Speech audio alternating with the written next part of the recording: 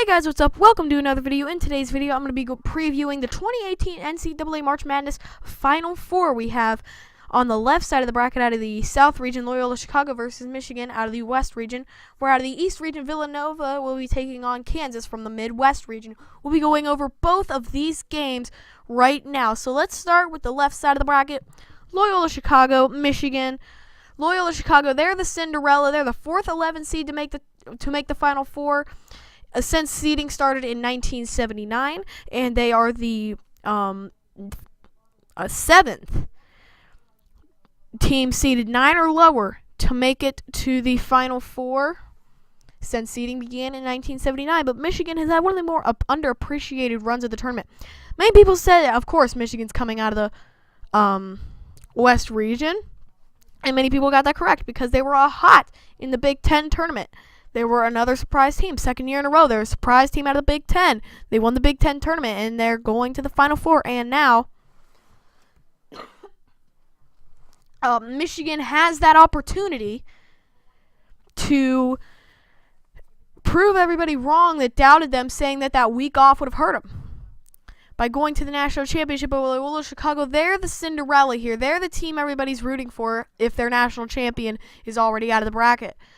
So they have sister teams, but the problem is they have inconsistency of one player being able to step up throughout the tournament. They've had a different player every single game be able to show up. They have to have the consistency of one player to lead this team on the court, and they haven't been able to do that. Michigan, kind of. Jordan Poole hit that buzzer beater. He became the Michigan guy of the tournament, but then you have Wagner, who basically led this team here. He's basically the cohesive, the glue of this group, and I think that Michigan has a more organized team, that they have a lot of experience in this position. And again, as I said, they have a consistency of having one player to be revolved around, while Loyola Chicago doesn't. But then again, you said that when they were playing, a lot of people said that they were definitely going to be able to beat Miami. But you said that against Tennessee. Then you said it again against Nevada. Then you said it again against Kansas State. And you're going to say it again against Michigan. Of course you're going to say it again against Michigan. But you can't put Loyola Chicago off your radar. You still have to take them as a serious team, because none of the teams in the past did. That is why they're here. Because many people have said it, the better team doesn't have to win in March in NCAA. Miami, I personally think they were better than Loyola. Tennessee, I think they're better than Loyola. Nevada, I'm not 100% sure about that. Kansas State, I say they're better than Loyola. Michigan, they're 100% better than Loyola. But if they don't show up ready to play, if they don't show up thinking, this is a team that can beat us for sure, so we got to take this game seriously. If they don't come in with that mindset, Loyola's going to beat them and go to the national championship. But I think that Michigan has learned their lesson that the other teams didn't, that they have to come in with an attitude that we're going to beat this Loyola team, but we cannot take them lightly. This is a team who has embarrassed others, such as Miami, Tennessee, Nevada, and Kansas State. So we cannot be added to that list of victims that Loyola's embarrassed because they showed up too cocky. Michigan can't, and I don't think will, show up too cocky. The better team will win this game. Because again, the better team will win this game. Whether it's Loyola or Michigan, both teams are going to come in with the right mindset. The better team is going to win this game. And I say that Michigan, from the left side, we're all rooting for Loyola. Personally, I'm rooting for Loyola. But if you go from a standpoint of where we're looking here, of what we're looking like, I said Loyola would go to the Elite Eight. I was saying Loyola's going to go to the Final Four. I believed in this Loyola team.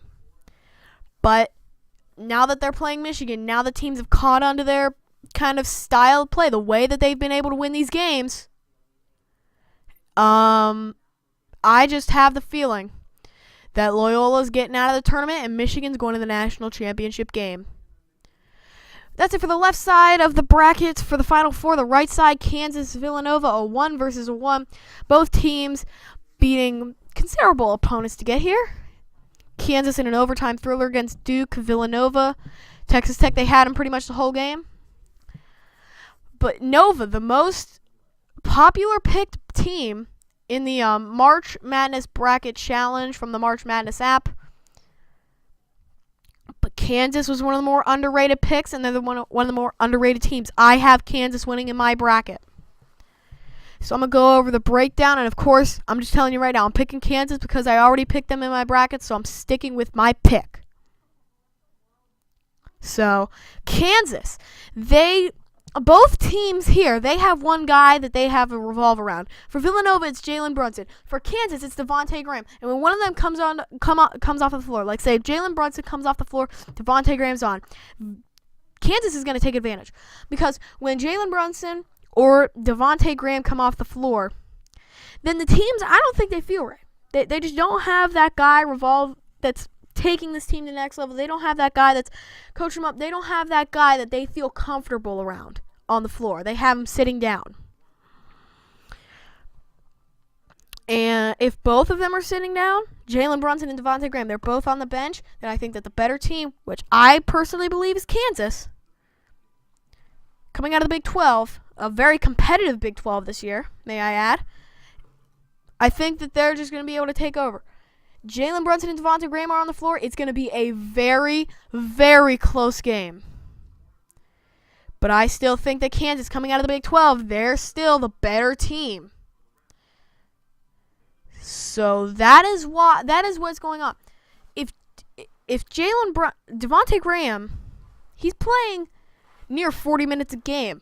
Jalen Brunson isn't, but they have another stud. They have some studs, such as Phil Booth, DiVincenzo. They have some guys that can try to take over a game. They have more than 5 guys averaging 10 points a game.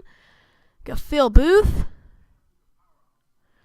So you never know what's gonna happen in this game. Whether Jalen Brunson is gonna play 30 minutes, 35, or all 40 minutes. Depends on whether they get in foul trouble. So that's what both teams are going to be looking for. They're going to have to, Villanova, they're going to have to attack Devontae Graham, get him into foul trouble, take him out of the game. Same with Villanova. Same with Kansas, I mean. They're going to have to go at Jalen Brunson, get him in foul trouble, take him off the court. That's what both teams are going to have to look for as the kind of principal dynamic of this game. Take their star player off the floor and take advantage. Say Jalen Brunson's in foul trouble, but Devontae Graham has to come off the floor because he's in foul trouble.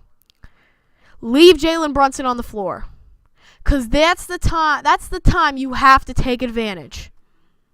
So, again, I think that the dynamic of this game is going to be for both teams to attack the star player, get him into foul trouble, get him some way, take him off the court. And I think that Kansas, coming out of Big 12, they have more experience at taking down these better teams, at using that strategy to be able to win games. So I got Kansas moving on, and I got Kansas versus Michigan in my national championship game in the Final Four. I will do a national championship preview the day before the title game, but that's going to be it for the video, guys. Thank you so much for watching. Stay subscribed for more of this stuff. Baseball season is right around the corner. I will be doing an opening day preview the Wednesday before opening day, which is in just 2 days. Ball hawking season, it's very close. Pirates opening day, it's April 2nd. April 3rd could possibly be the day of the first ball hawking video. But don't get your guys' hopes up. So make sure to stay subscribed for ball hawking and more baseball related videos. I got one more non-baseball related video before the baseball season, which is the national championship preview. So make sure to stay tuned for that. And until next time, again, thanks for watching and stay tuned for baseball related and ball hawking videos, which are coming up very soon.